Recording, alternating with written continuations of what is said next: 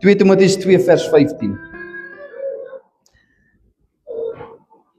En is Paulus wat hier met Timoteus praat. Hy sê vir hom, lê jou daarop toe, om jou beproef voor God te stel, as 'n werker wat hom nie hoef te skaam nie, wat die woord van die waarheid regsny. Vader, ek dank U vir die woord, die gelese woord. Ek bid dat die woord in ons harte sal val, Vader, en sal doen wat dit moet doen, Vader. Waar dit moet herstel, laat dit herstel. Waar dit moet ons aanspreek, Vader, laat dit ons aanspreek vanmôre. Vader, ek bid weer eens dat my tekortkominge nie vanmôre keer en in die pad staan, dat U Heilige Gees praat, Vader. Ek bid dit in Jesus naam. Amen. Ons is besig met ons reeks, met ons missie en visie. As jy vir ons miskien ons missie en visie daar kan opgooi, daar is ons missie. Dit is wie ons is, ouens. Ek sê dit is wat ons doen en hoekom ons dit doen. So dit is wat ons doen. Ons glo in die onveranderlike woord. Dis die preek wat ons vanmôre, verlede Sondag en vanmôre weer aangaan mee vanmôre is onveranderlike woord. Volgende week is onvoorwaardelike liefde. Daar's ook 2 sonde wat ek daaroor gaan preek. En dan onkeerbare sending. So dit is ons missie. Dit is wat ons doen. Volgende is ons visie. So ons doen hierdie sodat hierdie kan gebeur. Sodat elke hart vernuwe kan word deur God se woord. Sodat elke hart lief kan wees vir Jesus. En elke hand besig kan wees in sy werk. En dan hier is ons lese. Dis 1 roeping, 1 stem, 1 sending. So dis my hart dat ons hier as 'n gemeente sal besef, die Here het ons geroep vir hierdie dorp, vir Sannieshof, vir hierdie gemeenskap, vir hierdie streek. En ek dink ook vir die wêreld dat ons sal besef ons het 'n rol om te speel in die verkondiging van die evangelie. Ons het 'n rol om te speel soos ons kinders wat nou sonnaarskool toe is, gaan hierdie selfde woord daaroor net op hulle vlak. Ons het 'n verantwoordelikheid om hierdie woord in ons mense te kry sodat die woord kan doen dit waarvoor God dit gestuur het. So dis ons missie, ons visie en ons lese. So ons het laasweek net so vinnig 'n recap. Ons het laasweek gehoor dat omdat God ons skepper is, omdat hy Gees is, omdat hy die bron is van lewe en daar geen begin en geen einde in hom is nie, en ons mens is wat skepping is, en ons het 'n begin en ons het 'n einde, en ons 5 sintuie is nie in staat om hierdie God te beleef soos wat ons graag sou wou nie. Kan ons slegs God leer ken indien hy homself aan ons openbaar. Hy moet daai inisiatief neem om sy kennis aan ons beskikbaar te maak. En ons het gesien dat God het verskillende bewyse in hierdie wêreld vir ons gesit om te wys dat hy bestaan. Ons sien dit in algemene openbaring en spesiale openbaring. Algemene openbaring is in 3 fases. Dit is in die natuur. Ons sien God in die natuur. Die skrif sê die hemele vertel die eer van God. Die een dag stort vir die ander een 'n boodskap uit. So die natuur sê vir ons daar, so as jy na die natuur kyk, moet jy sê maar God moet bestaan. Hy bestaan. En dan in die geskiedenis, as God in hierdie wêreld besig is, moet jy in die geskiedenis iewers kan sien waar God wel gewerk het. So in die geskiedenis sien ons dit, en dan in ons menslikheid, as jy net na jou mens, die feit dat jy weet wat is reg en verkeerd, al glo jy nie in God nie, al glo jy nie in die Bybel nie, jy weet daar is binne in jou is iets wat vir jou sê wat is reg en verkeerd. Jy beleef dit hier binne in jou. Maar so dit is die algemene openbaring wat vir almal beskikbaar is daar buitekant. Maar selfs daardie kennis, daardie boodskap wat die natuur en die geskiedenis en ons mensies vir ons gee, is nie heeltemal nie. Ons kan nie God heeltemal leer ken uit dit nie. En dan kry jy die spesiale openbaring. Dit is wanneer God op 'n spesifieke tyd en 'n spesifieke plek aan spesifieke persone homself openbaar, en dit is spesiale openbaring.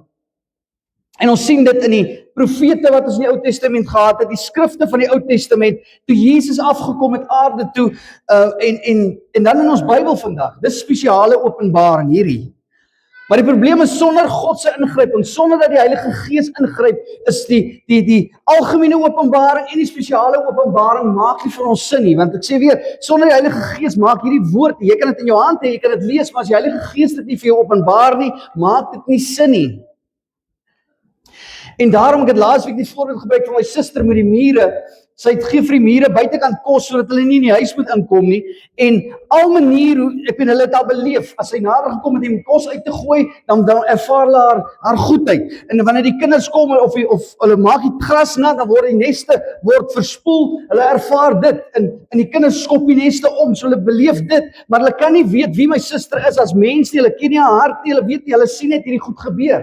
So hulle beleef hierdie kragte in die natuur, en net soos ons, as God nie, ons beleef hierdie goeders, hierdie kragte van God in ons natuur, in die geskiedenis en in ons menswees, maar ons weet nie wie hy is nie, en daarom het Jesus mens kom word, hy het aan die kruis van Golgotha kom sterf. God word mens, sodat hy homself aan ons kan kom openbaar, en die prys betaal, wat ons geskei het van God, want ons hoort by God, en dit is in die tuin van Eden, dit is ons geskei van hom af.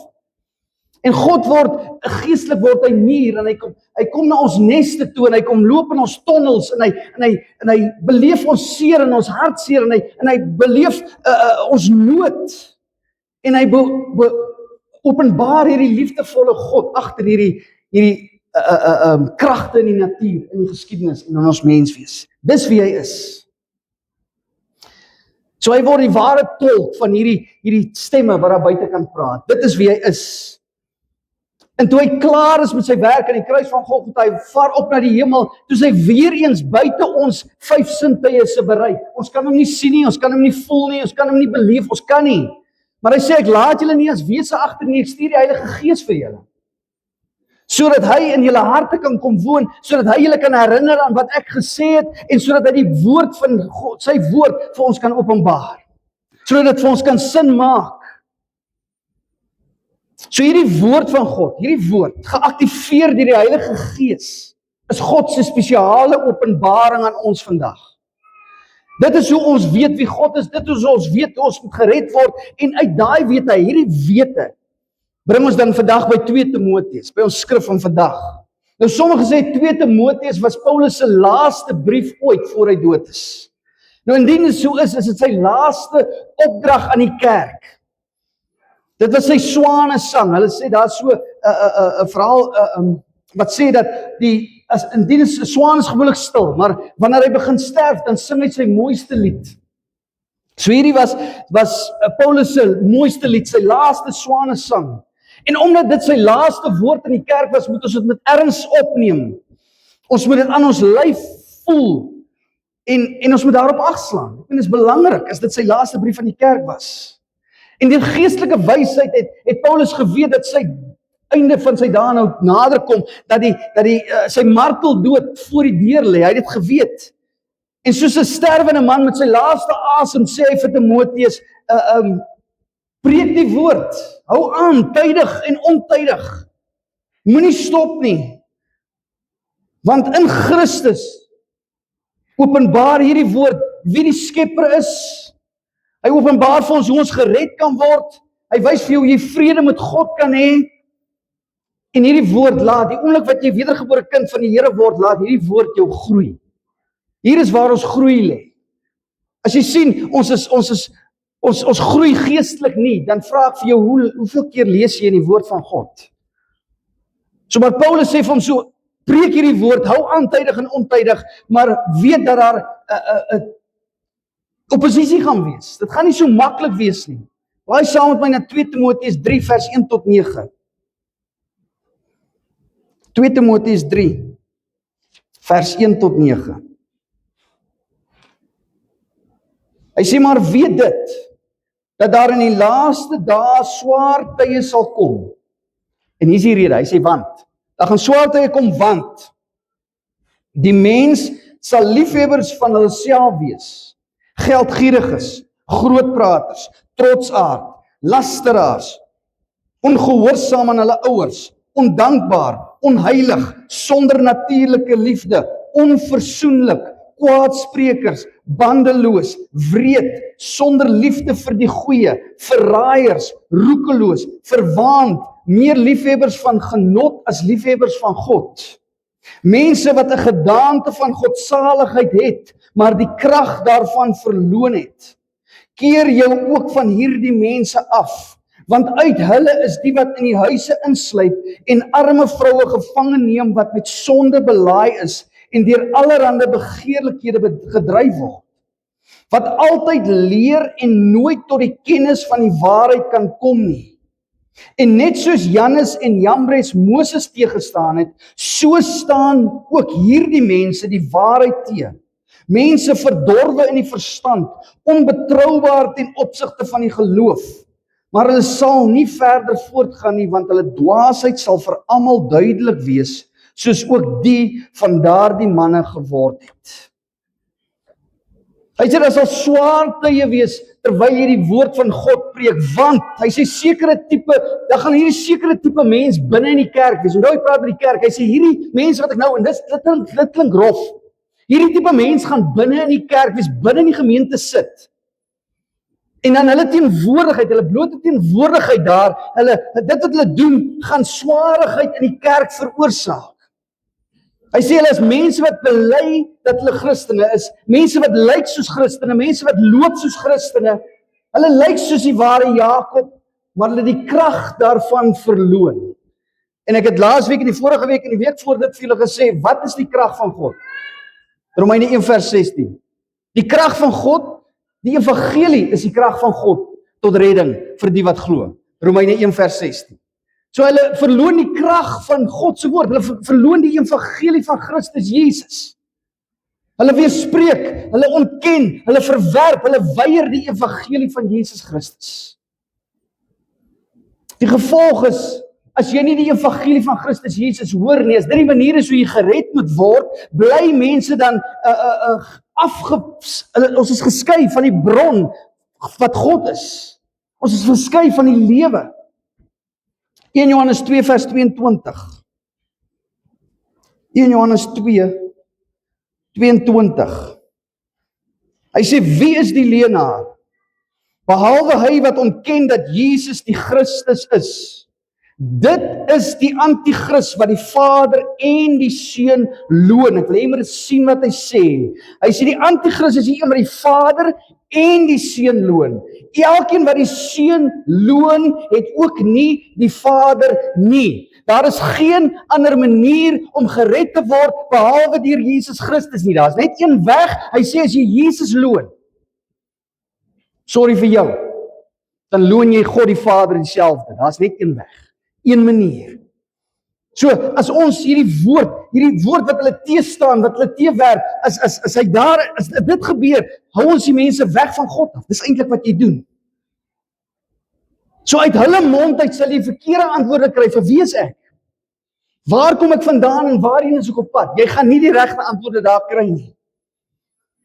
Hulle Christendom is 'n uiterlike vorm. Met ander, ek sê weer, dit wat ek doen, ek lyk so, ek ryk so, ek loop dalk so, maar hulle die innerlike krag, dit wat tot godsvrug dien, het hulle verloon. Alhoewel hulle lyk soos Christene, dra hulle die vrug van ongeregtigheid. Matteus 7 vers 15. Matteus 7 vers 15 noem hulle wolwe in skaapsklere. Hy sê, maar pas op vir die valse profete. Nou die profeet is iemand wat die boodskap van God bring. Hy sê, hier is vals profete, wat in skaapsklere na julle kom en van binne roofsugtige wolwe is. So hy lyk soos 'n skaap, maar hy's nie 'n skaap nie. Hy sê, aan hulle vrugte sal julle hulle ken. 'n Mens pluk tog nie druiwe van dorings of vye van dussels nie. So dra elke goeie boom goeie vrugte, maar 'n slegte boom dra slegte vrugte. 'n Goeie boom kan geen slegte vrugte dra nie, en 'n slegte boom ook geen goeie vrug nie. Elke boom wat nie goeie vrugte dra nie, word uitgekap en in die vuur gegooi. So sal julle hulle dan aan hulle vrugte ken. Matteus 12:33, net 'n paar bladsye aan. 12:33.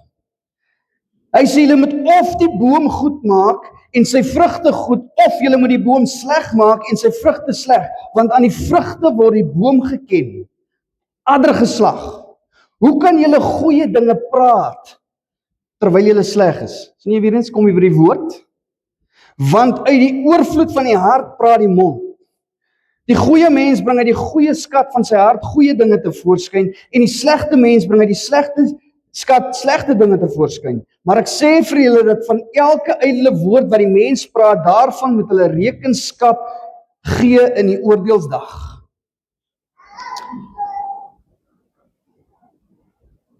So hulle ware karakter, hulle oortuigings en hulle bedoelings, met ander woorde, dit waarin hulle geanker, dit waarin hulle gewortel is, word onthul deur hulle optrede, deur hulle woorde, deur hulle gedrag en die resultate van hulle lewens. Daar's 'n vrug, daar gaan 'n vrug wees, as hulle die verkeerde woord uiter. En onthou, vrugte groei nie oornag nie, 'n boom dra nie oornag vrugte nie. So, wat hy sê is, jy moet kyk, laat die tyd sal leer. En dan begin Paulus met hierdie lys van hulle van hierdie lys van sonde, dit wat hierdie vrugte van hulle, en hy begin met hulle selfsugtige liefde. Ons het so 2 sondae terug het ons gepraat van hierdie bonatuurlike liefde wat ons moet hê, reg? Jy moet jou vyande lief hê, jy moet die Here God lief hê met jou hele hart, hele siel en verstand, en jou naaste soos jouself, en daai is 'n bonatuurlike liefde wat jy jou vyande moet lief hê. Ek meen, dit maak nie sin nie. Ek het die voorbeeld gebruik, as my vrou vir my kwaad is, en ek moet net vir haar bid, of as ons kwaad vir mekaar en ek moet vir haar bid, jy het nie lus vir bid nie, maar is jou vrou, of jou kind dieselfde. Wat nog van jou vyande? Hy sê moet vir jou vyande bid. So hier is 'n bonatuurlike liefde en hy begin daar, hy sê, omdat God en Christus nie die bron van hulle lewe en hulle liefde is nie, is hulle liefhebbers van self. Vers 2. Vers 3, hulle is sonder liefde vir die goeie. Vers 4, hulle is liefhebbers van genot eerder as God.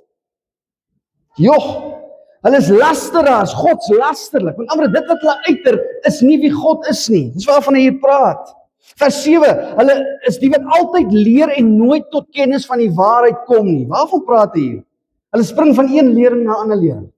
Ons kan nie standvastigheid kry nie. Ons hoor nou hier 'n ding op YouTube, ons hoor daar preek Piet 'n ding. Ons kan nie vastigheid kry nie, want ons is nie hierin geanker nie. Ons val rond. En omdat jy rondval, is jy geestelik onkundig. En dan vers 8 sê hulle staan die waarheid teen. Die waarheid is die evangelie van Christus Jesus. En ek sê weer, ek gaan dit oor en oor herhaal, die evangelie begin nie in Matteus nie. Dit begin in Genesis 1. Begin die evangelie van Jesus Christus en dit eindig in Openbaring 22. Dis die evangelie van Christus Jesus. Jesus pop nie net in Matteus skielik op nie. Nee, hy is van Genesis af daar. Die evangelie begin daar. Moenie laat enigiemand anders jou enigiets anders vertel nie. So hulle staan die evangelie teë en dan sê hy so in vers 8, hulle is onbetroubaar ten opsigte van die geloof. Met ander woorde, jy gaan nie uit hom, jy kan hom nie vertrou dat hy die waarheid van Christus Jesus vir jou kan vertel nie. Dis wat hy hier sê. Hy keer die waarheid. Jy kan nie 'n woord glo wat uit hulle mond uitkom nie, dis eintlik wat hy sê. En ek het laasweek gesê, daar's geen groter, of die vorige week, geen groter liefde wat jy kan bewys, as om vir iemand te sê, wie wat, jy hoort in die teenwoordigheid van God, en daar's net een manier hoe jy gered kan word, en dit is deur Jesus Christus. Dit is hoe jy weer kan terugkeer tot jou God. Jy moet hierdie kruis gaan. Wat 'n groot liefde is daar, as om dit aan iemand te vertel. En uit hulle selfsugtige liefde uit weerhou hulle die waarheid van hierdie mense. En dan sê hy, omdat hulle dit doen, is hulle verdorwe, vers 8, in hulle verstand. Nou hierdie verdorwe beteken, hulle verstand word soos metaal getoets. Is dit eerder met edelmetale? Is dit silwer of is dit goud? Of is dit fake? Is dit swak metaal? En dan sê hy, dat hulle is nutteloos. Dis eintlik wat hy sê. Jou verstand is nutteloos vir my koninkryk. Dis asof jy dom geword het. Nou hierdie lys van vrugte wat hy hier noem, van hierdie mense wat in die kerk gaan sit, omdat hulle verkeerde woorde hoor, klink baie dieselfde as die lys in Romeine 1 vers 18 tot 31. Ek gaan dit nie lees, jy kan lees dit by die huis. En hier praat hy van ongelowiges wat weer eens God se waarheid terugstoot. Hulle kyk na die natuur, hulle sien dit, hulle weet dat daar 'n God is, maar hulle erken God nie. So omdat hulle die skepping kyk en God ontken en God verwerp, sê die skrif, jy gaan lees dit daar in Romeine 1, gee God hulle oor aan 'n verdorwe gemoed. Hy gee hulle oor. En wat beteken gee hulle oor? Jy al daaraan gedink? Mense besef nie hoe God jou beskerm nie.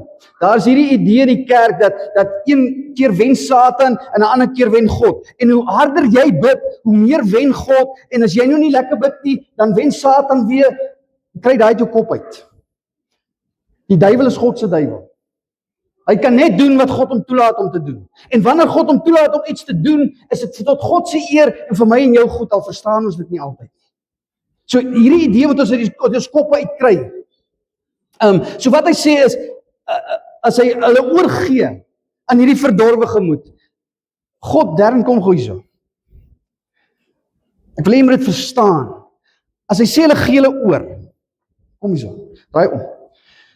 God is oor almal in hierdie wêreld, of jy nou God glo of nie, hy het sy hand op jou. Hierdie is genadetyd. So hy keer sekere goed van jou af. Ek bedoel, hoeveel keer moes ek al in 'n ongeluk gewees het, wat ek sien, as ek verby daai oomblik en besef ek, Jesus, hierdie was genade. So is God se genade daar. En weer eens, wanneer ons die evangelie van Christus Jesus spreek, is dit genade op ongelowiges. Dis God se genade, moet dit nie mis nie. Maar hy sê, as julle bly aanhou my verwerp en verwerp en verwerp, wat doen hy dan? Want hy keer sekere goed af van jou af. Dis wat hy doen. Want ander hy sê, gaan kyk net vir jou. Die Here sê vir hom, ja, gaan doen dit, maar vat nie aan sy lewe nie. Doen dit, maar doen nie dit. Daar's perke, daar's grense. En die oomblik wat sê, okay, julle wil nie hoor, julle bly verkeerde goed preek en predik, julle wil my nie aanvaar, julle glo nie in my nie, dan doen hy dit. En dan sê hy, right, laat dit wat nou na jou toe kom, dit wat jy so graag wil hê, laat dit nou na jou toe kom. Dis wat hy sê. Ek gee julle oor. Ek maak so. So dit wat jy begeer, dankie Darren. Hy doen dit. So nou is hy los. En nou raak jy verdorwe in jou verstand. Dit word nutteloos, sê die woord. Klink dieselfde as ons skrif, wat Paulus vir Timoteus gesê het. So hulle verloor die vermoë om tussen reg en verkeerd te onderskei. En dan lei dit tot 'n afwaartse spiraal in jou lewe. 'n lewe, dan het jy 'n leefwyse van ongeregtigheid. Dit raak jou leefwyse. Mense ken jou so. En ek gebruik hierdie voorbeeld. Daar's 2 bome in hierdie wêreld wat baie, ek dink daar's meer plante ook, maar hierdie spesifieke boom, dis die dodelike manchineelboom. Ek hoop ek spreek dit reg uit. Manchineelboom. En die nie giftige krabappelboom. Crab apple tree in Engels. So die een is dodelik en die ander een kan jy eet. Die probleem is hulle blare en hulle vrugte lyk identies. Dis so erg. Hierdie manchineelboom is so giftig. Elke deel van daai boom is giftig. Hy lyk soos die ander een, maar elke deel. Hulle sê as jy 'n tak afbreek, het hy so 'n wit sap wat uitkom en as dit op jou val, brand hy jou blase. As jy daardie hout vat en hy's droog en jy maak vuur met hom, net daai rook alleen vergiftig jou. As jy die vrug eet, kan jy doodgaan. Dit is so erg dat hulle daai bome, as hy daar staan en hulle haal hom nie uit nie, dan merk hulle hom met verf 'n rooi kruis op die stam, sodat mense weet, hierdie is nie die crab apple tree nie, moet dit nie eet nie, jy sal doodgaan. En net oor die teenoorgestelde met die crab apple tree, jy kan hom eet. En waar is die verskil tussen hierdie 2 bome? Hier is die verskil. Die verskil is in waar hulle groei. Waar is jy gewortel? Waar groei jy? Die giftige manchineelboom groei in die tropiese kuslyn. So dis waar jy hom sal kry. Nie dat jy die appelboom nie daar sal kry nie, maar grotendeels groei daai boom by die tropiese kuslyn. En die een wat jy kan eet is in gematigde klimaat in die binneland en jy sal hom in die mense se tuine kry. So sien jy waar is die verskil tussen die 2? Hoe ken jy hulle uit? Kyk waar groei die ding. So jy lyk soos een, maar jy is nie daai een nie. En net so is die duiwel altyd daarop uit om dit wat God gemaak het, sy handewerk na te boots. So in die kerk en in die wêreld kry jy die suiwer, ware evangelie van Christus Jesus en dan kry jy 'n nabootsing daarvan, wat jou weglei van God af in plaas van na hom toe wys. En ek het dit laasweek gesê en ek gaan dit nou vir julle lees. Ek het dit vir julle gesê, maar ek gaan dit nou vir julle lees. Hierdie woorde van hierdie mense wat in hierdie kerk sit is soos 'n kanker. 2 Timoteus 2 vers 16. 2 Timoteus 2 vers 16 en 17. Weereens, hy praat met Paulus, met Timoteus, hy sê, maar die onheilige, onsinnige praatjies moet jy vermy. want hulle sal al verder voortgaan in goddeloosheid, en hulle woord sal voortwoeker soos 'n kanker, onder wie daar Hymeneus en Philetus is. So hy noem hierdie twee mense in die kerk, en hy sê hulle woord, dit wat hulle preek is soos 'n kanker in die kerk. Dis 'n harde woord. Nou daar's 'n tendens in die moderne kerk, in ons kerk, dat ons die wêreld wil naboots. Ons wil sekulêre metodes gebruik, ons wil sekulêre ideologieë gebruik om die groot skades te trek. Ons wil die stoele vol maak, so ons pas ons musiek aan, ons pas ligte en is rook en al die goeders, ons pas tot ons ideologie aan. Soos ek sê, ons pas die evangelie aan, sodat dit meer palatable, meer aanvaarbaar kan wees vir die wêreld daar buitekant. Hulle noem dit die soekersensitiewe of die kerkgroeibeweging. Hulle het al gehoor daarvan? Nou voorstanders daarvan sê, nee, ons wil die evangelie meer toeganklik maak vir die moderne gehoor. En dan sê die kritisie weer, nee, hulle is besig om die evangelie af te water en die kerk 'n vermaaklikheidsplek te maak. So ons kies die numeriese groei in 'n kerk bo die diepte van die kinders van die Here. Nou in die proses verloor die kerk haar stem, en sy verloor haar soutigheid, en sy verloor haar lig. Julle is die sout van die aarde, jy is die lig van die aarde. Ons moet 'n verskil hier maak. So ons verloor daai vermoë om 'n ware alternatief in die wêreld daar buitekant te wees. En dit het my laat dink aan hierdie boodskap van Jesus aan die kerk in Laodicea. Openbaring 3. Waai saam met my. En weer eens, hy praat met 'n kerk hier, jy moet dit nie mis nie, hy praat met 'n kerk. Openbaring 3 vers 15 en 16, hy sê, ek ken jou werke, dat jy nie koud is en ook nie warm nie. Was jy tog maar koud of warm? En ek kon nooit hierdie ding verstaan nie. Was jy maar koud of warm? As jy koud is jy nog fyn. As jy warm is jy fyn. Ek spoeg nie, maar as jy lou is, ek kon dit nooit verstaan nie. Hy sê, maar nou omdat jy lou is en nie koud en warm nie, sal ek jou uit my mond uitspieg. En ek kon dit nie verstaan nie, en hier is die boodskap. Dit is wat Jesus eintlik vir hulle daar gesê het. Laodicea as 'n dorp of 'n stad het nie sy eie ordentlike water bron gehad nie. So hy moes sy water moes hy van twee verskillende dorpe buite hom moes hy inbring met aqueducts. Julle ken die aqueducts? So die water vloei, die Romeine het hierdie ding bemeester en hulle bring die water van die een kant af en van die ander kant af na die dorp toe. Nou die een kant in die noorde was Hierapolis, is die plek se naam. En hulle het die warmwaterbronne gehad. En by Kolosse aan die suide het hulle weer hierdie koue, verfrissende water gehad. So hulle het warm water aan die een kant, koue water aan die ander kant. Die warm water was mineraal belaaid en het was bekend vir sy medisinele en genesende waardes. Dis wat hierdie waarde gehad. Dus jy kon in dit gaan bad. En daai sout en al daai goed is gesond vir jou. En dan hierdie verfrissende koue water wat van Kolosse afgekom het, was afkomstig van die sneeu wat gesmelt het. So hierdie was beautiful water. Maar die probleem is die tyd wat dit want is kilometers wat dit moet ingebring word. So die een kant is warm, een kant is koud, en die tyd wat dit by Laodicea kom, is dit lou. Dit is nie meer warm nie, en is ook nie koud nie. En omdat dit in die aqueduct loop, is die kans dat die water vuil is, dat daar rommel en goed in lê, en dat daar afsaksels in die water is groot. So hier kom die water, die bron daai kant is wonderlik, die bron aan daai kant is wonderlik, maar hier sit ons nou met 'n afgewaterde storie. So wat Jesus eintlik gesê het, luister, die Laodicea is te ver van die bronne om die voordeel van daardie water te kry. Jy kan nie die koue, verfrissende water van daai kant kry nie, want as jy hier kom is hy lou, is te ver. Jy kan nie die warm, lekker, mineraalryke water die kant kry nie, want die tyd wat dit hier kom is dit lou en dit is te ver. Van die sout, dit is in die aqueduct sit vas en al daai goeie, so jy verloor dit. So die water is nie verfrissend om te drink nie, en is nie helend om in te bad nie. So wat Jesus vir die kerk sê is julle is te ver van hom af, om die voordele wat hy vir ons wil gee, te ontvang. Ons is te ver, hy is ons bron, dis eintlik wat hy sê. So uiterlik het die kerk gelyk of hulle floreer. Die lidmate van hulle Laodicea het hulle self as ryk en selfonderhoudend gesien. Gaan lees daai skrif. Maar Jesus sien hulle as elendig, bejammeringswaardig, arm, blind en naak. En hier kom die groot ding. Blaai saam met my weer, Openbaring 3, hy selfe gedeelte.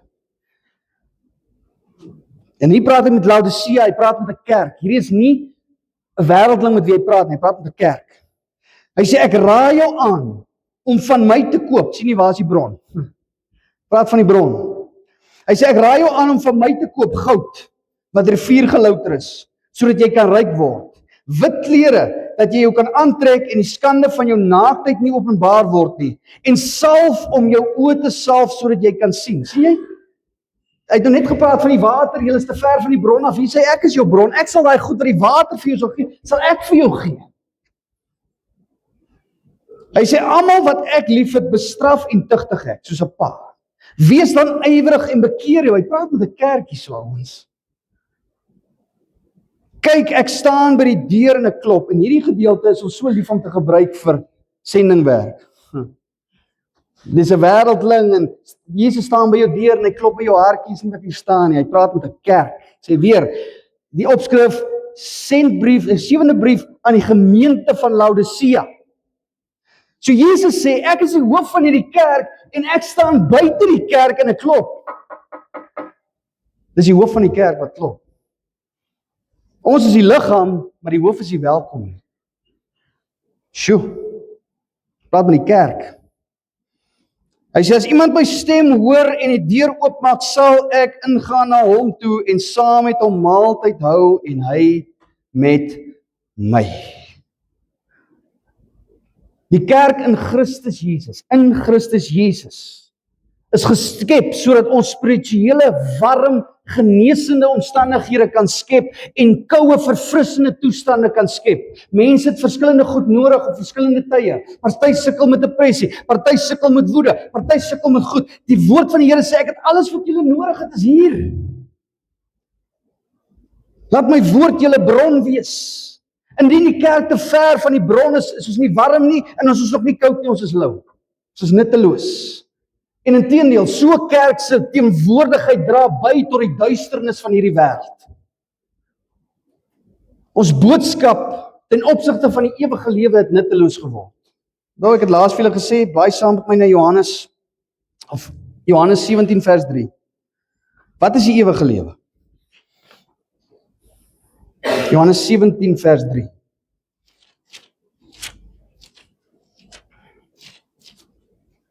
So as iemand jou vra, wat is die ewige lewe? Hierso sê hy, en dit is die ewige lewe, dat hulle U ken, die enige waaragtige God, en Jesus Christus wat U gestuur het. Hoor wat sê hy? Hoor wat sê hy? Ek sê weer, daar's 'n idee daar buitekant dat Israel op 'n ander manier gered kan word as ek en jy. Daar's hierdie idee dat Israel deur die wet, hulle kon nie die wet hou nie, dis om Christus, dis om God moes mens word, en kom perfekte lewe lei. Hoor wat sê hy hierso? Ek wil jy moet dit nie mis nie. Dit is die ewige lewe, dat hulle U ken, God die Vader, die enige waaragtige God, en Jesus Christus wat U gestuur het. Dis net een weg. Die ewige lewe is nie om daar op goue strate te gaan loop nie, dis om God te ken, deur Jesus Christus. So hy sê vir hom, bly in my woord, Timoteus. 2 Timoteus, dis ons beginskrif nie. 2 Timoteus 2 vers 15. Hy sê, lê jou daarop toe om jou beproef voor God te stel as 'n werker wat hom nie hoef te skaam nie, wat die woord van die waarheid reg sny. Hy sê, wees beproef voor God, soos 'n edelmetaal. Hy gaan jou toets of jy goud of silwer is jy die ware Jakob? Is Christus jou bron? Hy gaan jou toets. En dan sê jy, omdat jy jou toets, moet jy 'n werker wees wat hom nie hoef te skaam nie. Nie vir sy metodes nie, en nie vir sy werk nie. Nou, partykeer doen ons 'n werk, en dan, ek sê altyd vir my kinders, as jy iets gedoen het, moet jy jou naam onder dit kan skryf. As mense vra, wie het hier gewerk, moet jy sê, is ek. Maar partykeer moet jy jou skaam van wat jy gedoen het. So hy sê, as God jou getoets het, moet jy nie 'n werker wees vir wat jy moet skaam nie. So ek sê, vir jou metodes en vir jou werk. Soos wat hy self, soos wat jy getoets word, gaan God jou werke toets en jou woorde toets. So hoe verseker jy egte werk en goeie vrug van jou werk? In jou lewe en die wat jou hoor en sien lewe, hoe verseker jy dit? Hy sê vir hom deur die woord van die waarheid reg te sny. Ek sê weer, God se woord is genade aan die mense daar buitekant. Is genade aan my en jou. Julle ken die gesegde van jy meet 2 keer en jy sny 1 keer, reg?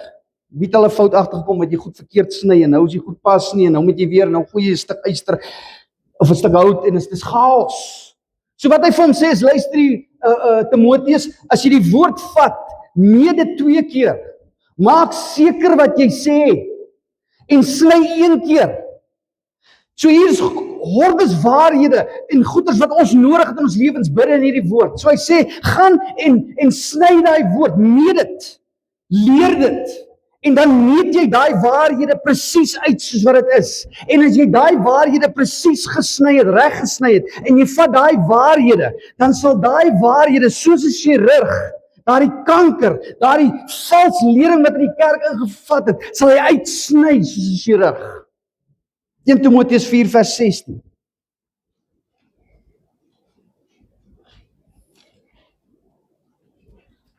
Timoteus 4 vers 16. Hy sê let op jouself. Hy praat met Timoteus. En op jou leer. So kyk hoe jy leef en kyk wat jy leer. Volhard daarin. Want deur dit te doen sal jy jouself red sowel as die wat jou hoor. So hierdie woord, en dit moet ons besef, as die ware woord van die kansel af gepreek word, as die ware woord by die sonnaskool geleer word, begin jou kinders die waarheid optel, begin ek en jy die waarheid optel, en ek gaan dit weer herhaal tot jy dit snap. Jackie is nou nie vanoggend hier nie, sy werk in die bank, jy word nie in die bank geleer hoe lyk 'n vals noot nie. Hulle leer vir jou hoe lyk 'n ware noot, dis hoe hy lyk, dis hoe hy voel, dis die size. So die oomblik wat 'n vals noot inkom, voel jou, is nie die ware ding nie. So wat hy sê is, as jy die woord reg sny en die woord sny jou reg, wanneer 'n vals noot inkom, gaan jy dit optel en sê, So die vals leraars gaan geopenbaar word, dis wat hy hier sê. 2 Timoteus 3 vers 9. Hoor wat sê hy daar? Hy sê, maar hulle sal nie verder voortgaan nie, want hulle dwaasheid sal vir almal duidelik wees, soos ook die van daardie manne geword het. Dwaling in die kerk kan slegs seëvier as die woord van God weggehou word van die mense af. En dan moet jy ook sien, daar is 'n duidelike volgorde in die woord. Met Timoteus. Heel eerstens word jy gered, en tweedens gebeur heilig maak. So jy moet eers gered word voordat jy kan heilig wees. Romeine 5 vers 8 sê dat die Here het ons gered uit liefde uit toe ons nog sondaars was. Almal van ons is sondaars. Almal. En dan moet jy besef, jou verlossing en jou heiligmaking is al twee die werk van die Heilige Gees. Moet dit nie mis nie. Jy kan help in jou heiligmaking, jou beskikbaar stel vir God se werk, maar hy doen die werk, moenie dit vergeet nie. So wanneer jy sukkel met die meer, wanneer jy sukkel met waar ook al jy mee sukkel, gaan na die Heilige Gees sê, Here, ek weet ek kan dit nie alleen doen nie. Daai is jou verlossing. Help my, Here. Verlos my. So hy gee heel eerstens vir ons die woord om die instruksies om verlos te word. 2 Timoteus 3 vers 14 tot 15.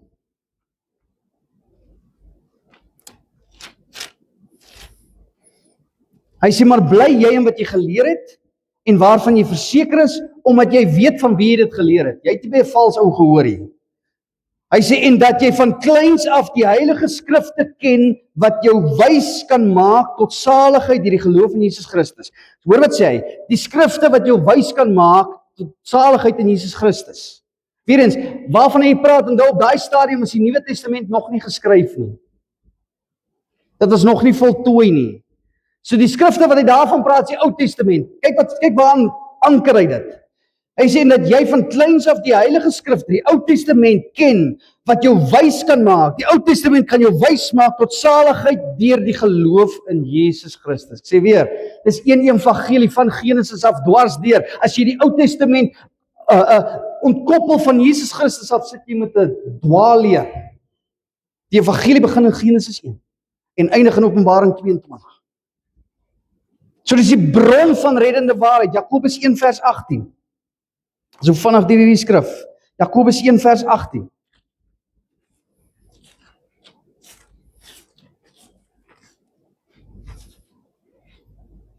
Hoor wat sê hy hierso. Hy sê volgens sy wil het hy ons voortgebring, gewederbaar, lewend gemaak, deur die woord van die waarheid, sodat ons as eerstelinge van sy skepsele kan wees. Deur die woord van die waarheid, hoor wat sê hy, dis wie gered word. Johannes 5 vers 24. Johannes 5 24. Hy sê, voorwaar ek sê vir julle, wie my woord hoor en in hom glo wat my gestuur het die ewige lewe en ken nie kom nie in die oordeel nie, maar het oorgegaan uit die dood uit die dood in die lewe. Voorwaar ek sê vir julle, daar kom 'n uur en dit is nou wanneer die dode die stem van die Seun van God sal hoor en die wat dit gehoor het sal lewe. Die dode waarvan hy die praat is ongereddes. Hy sê daar die dodes gaan die stem hoor. So hoe moet hulle moet dit hoor? Vers 39. Hy sê julle ondersoek die skrifte omdat julle meen dat julle daarin die ewige lewe het. Hy praat vir die Ou Testament hier. En dan sê en dit is die wat van my getuig. Jesus sê die Ou Testament praat van my. En dan soos ek sê, die woord van God moet hoorbaar gepreek word. Daar's 'n gesegde wat sê, preek die evangelie, hou aan tydig en ontydig en as dit nodig is, dan moet jy dit praat ook. Nee, die woord van die Here sê, praat die evangelie, want hulle moet dit hoor. Romeine 10, 13 tot 17. Romeine 10, 13 tot 17. Want elkeen wat die naam van die Here aanroep, sal gered word. Okay? Hoe kan hulle hom dan aanroep en wie hulle nie geglo het nie? Hoe kan hulle in hom glo van wie hulle nie gehoor het nie? En hoe kan hulle hoor sonder een wat preek? En hoe kan hulle spreek as hulle nie gestuur word nie? Soos geskrywe is, hoe lieflik is die voete van die wat die evangelie van vrede verkondig, van die wat die evangelie van die goeie verkondig. Maar hulle was nie almal gehoorsaam aan die evangelie nie, want Jesaja sê, Here, wie het ons prediking geglo? Vers 17, die geloof is dus uit die gehoor en die gehoor is deur die woord van God. Preek die woord. Ek sê weer, daar is geen groter liefde wat jy in jou naaste kan bewys as om die evangelie van Christus Jesus in hom of haar te verkondig. So, die heel eerste ding is, hy bring jou tot by redding. En die tweede ding is, hy gee vir jou instruksies tot heiligmaking. So, jy is eers gered, nou gaan jy jou heilig maak. 2 Timoteus 3 vers 16. Net die volgende verse.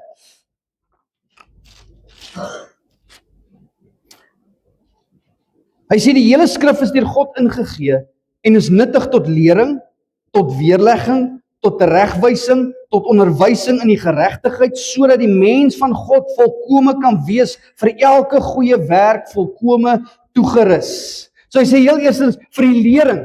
Dit gee vir jou kennis van God, dit gee vir jou kennis van Christus, dit gee vir jou kennis van jouself en dit sê vir jou hoe jy gered moet word. So dis vir lering. En dan vir weerlegging. Wat doen dit? Dit lig die valse leerstellings uit. Dit vat jou weg van die dwaling af. En dan teregwysing. Dis vir regstelling. Is om die dwalendes terug te bring. Die wat verkeerde woord gekry het, ons bring hulle terug met die woord. Die Grieks van daai woord teregwysing is die verduideliking daarvan is soos om iets regop te sit wat buite die loodlyn is. Jy ken 'n loodlyn?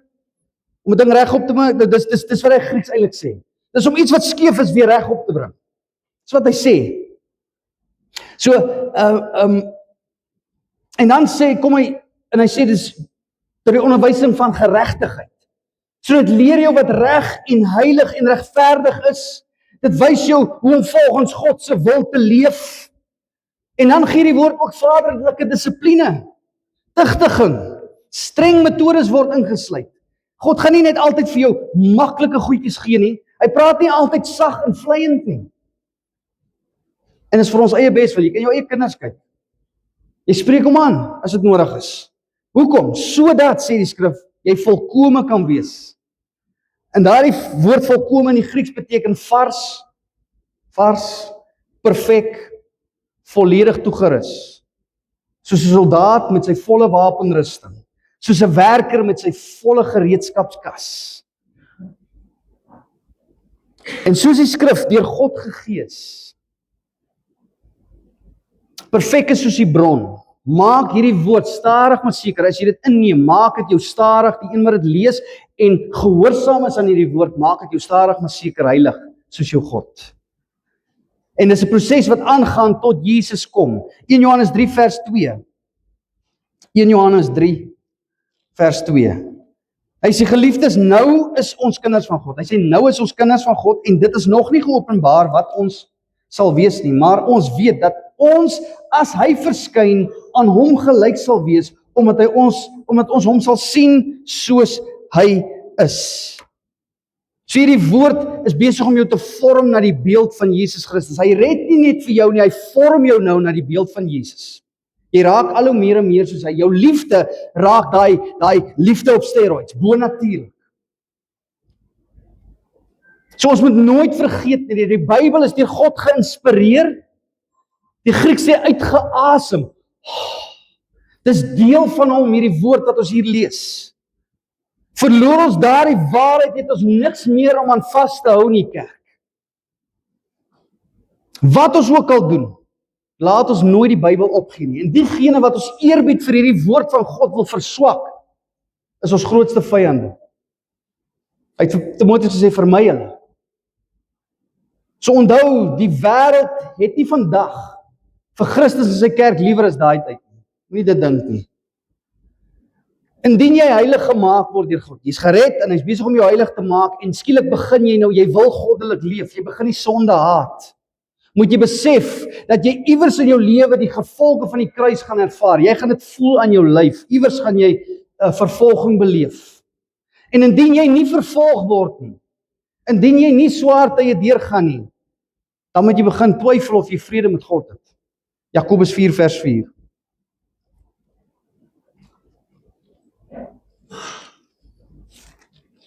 Jakobus 4 vers 4.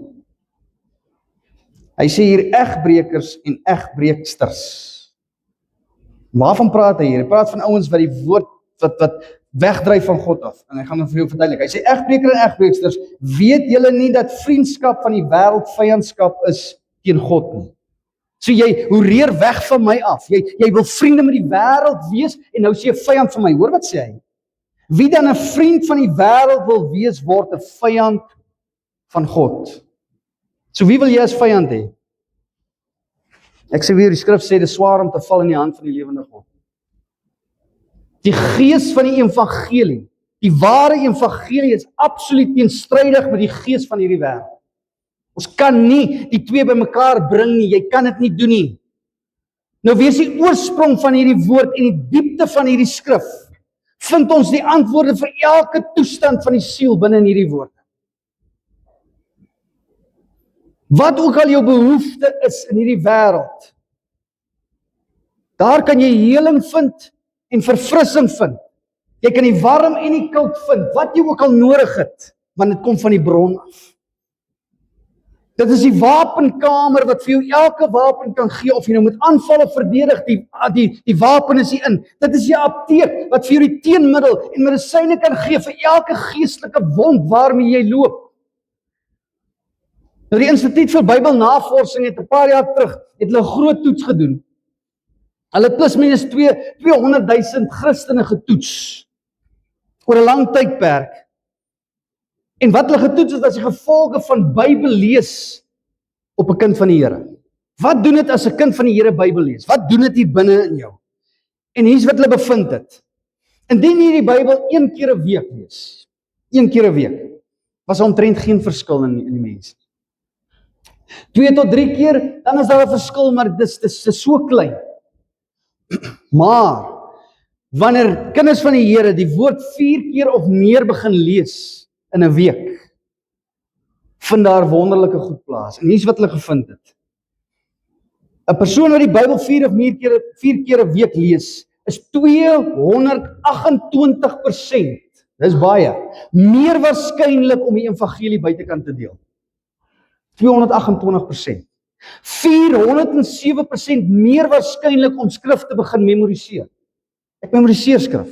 Ek mediteer daaroor. Ek dink daaroor want dit is my lewe, dit is my bron. Jy's 59% minder waarskynlik om na pornografie te kyk. Dis rof. 30% minder waarskynlik om met eensaamheid te sukkel. Net die woord, nou ons praat net van die woord hier. 50% minder waarskynlik om met bekommernisse en gestres en worry te sit. Want weer eens, jy weet wie jou bron is.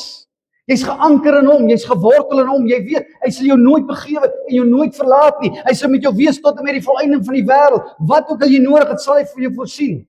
Al is dit net jou daaglikse brood. So indien die woord en nie die wêreld nie, jou bron is dit waar jy groei. Indien die woord die grootste deel van jou week begin inneem, dan gaan jou lewe begin verander. Maar hoor mooi, ek sê nie dit gaan met jou net goed gaan nie, sê wat ek sê nie. Jou mindset gaan verander, selfs oor jou omstandighede. So ongeag die verliese wat jy gaan ly en die beproewinge wat jy in jou lewe gaan ervaar, deur genade, deur die Heilige Gees, bly ons as kinders van God in die waarheid wat ons geleer het, in die woord. Wandel ons deur die Gees daagliks meer en meer in standvastigheid en in reinheid waartoe God ons geroep het. Ons het die woord nodig daarvoor. So dit is ons missie. Dit is deel van ons missie, is hierdie onveranderlike woord. Hier by Sannieshof AGS, ons glo in die onveranderlike woord van God. Punt nommer 1, laasweek, ons glo in die Bybelse gesag. Ons glo in die absolute gesag van die woord in alle aspekte van die lewe en leerstellings. En vanmôre se punt, ons glo in verklarende lering. Ons bestudeer en preek deur volledige boeke van die Bybel om God en sy woord duidelik te verstaan.